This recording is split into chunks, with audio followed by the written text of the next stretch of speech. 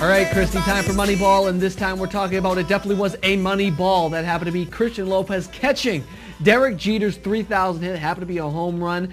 He gave it back. Now, what's interesting about it, they've been talking about, well, the Yankees gave him some tickets. He's going to have to pay the luxury tax on this. He's going to have all sorts of taxes going all over the place. But you know what? Miller High Life footing the bill on this, picking up the tab. What do you make of High Life? I live the High Life, Kristi. I don't know about you.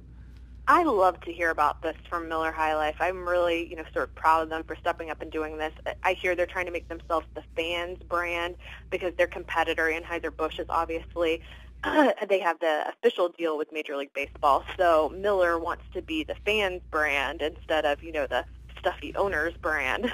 And I think this was such a nice move for them to step in and offer to cover this tax bill, which they're saying could be more than $10,000. And they also offered to throw a party for this guy and his friends. And I'm really proud of them for doing that. I'm not proud of the Yankees because I think they should have known better. It's great that they gave this suite to the guy, but they should have learned from Oprah's mistake years ago where I think she gave cars out to her audience in one of her Favorite Things episodes, and they all ended up having large tax bills, and, now she covers those bills. I think they should have learned from that. The Yankees should have been the ones stepping up offering to cover this. So good for Miller. This gets them some really good press, and this has been a subject I've debated a lot with my friends the past week, and I seem to have the minority opinion, but I would have done the same thing this guy did. I would have given the ball back. This is somebody else's personal accomplishment, and despite the fact that I, like him, am in, over $100,000 worth of student loan debt, it would have never crossed my mind to keep this ball. So, I'm proud of what he did, and I'm proud of Miller for stepping up. Well, Kristi, it's really interesting that you say that because another thing, not just High Life came out and, said that they're going to be sponsoring this, that, and the other thing, taking care of all the taxes and so on and so forth. What's interesting is that Topps has come out, Topps, the baseball card company, sports memorabilia, they've come out and said they're going to create a baseball card for this kid. And Modell's is teaming up with Topps and saying that he has about $150,000 worth of school loans left.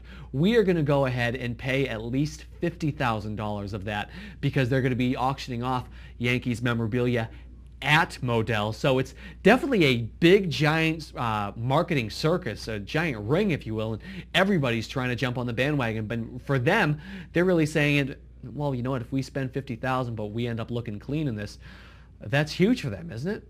Yeah, I hadn't heard about that. That's really great. Yeah, that just came out right now. That.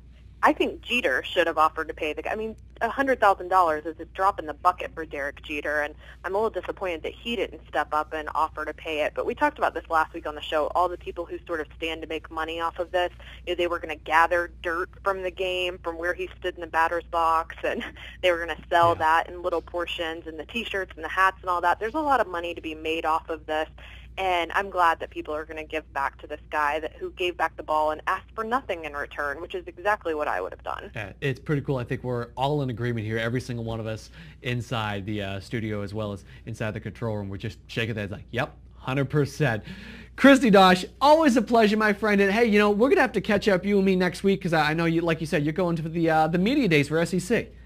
Absolutely. I'm so excited. I've never been before, and I'm really looking forward to it. That'll be awesome. Kristi, it's a pleasure, and you have yourself a great weekend, all right?